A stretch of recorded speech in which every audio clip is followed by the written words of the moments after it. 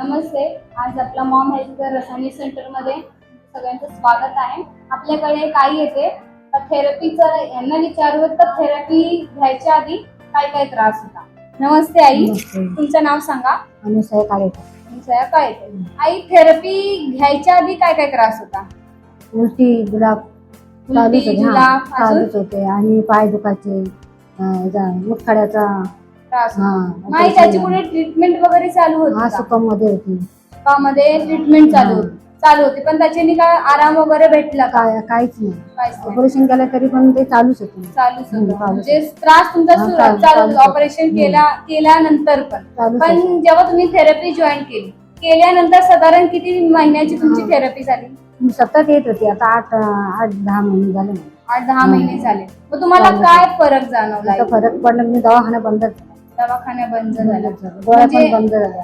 गोळ्या चालू होते म्हणजे. किती गोळे चालू होते आई. 5-6 गोळ्या लागायच्या. 5-6 गोळे चालू होते. पण किती महिन्यात तुम्हाला फरक पडला. महिना पण नाही झाला तर फरक पडला. महिना पण नाही झाला. कशामध्ये फरक पडला आई तुम्हाला. कशामध्ये. उलटी जुलाब मध्ये, उलटी होत पोटात दुखायचा, पोटाचा त्रास होत होता. तो पूर्णपणे काय झाला कमी झाला. आता तर मॉम मॅट आहे तुमच्याकडे, तर मॅटची थेरपी कशी घेता. सकाळी घेते, संध्याकाळी घेते, दोन्ही टाइम घेतात. बाकीची फॅमिली तुमची सगळी घेतात.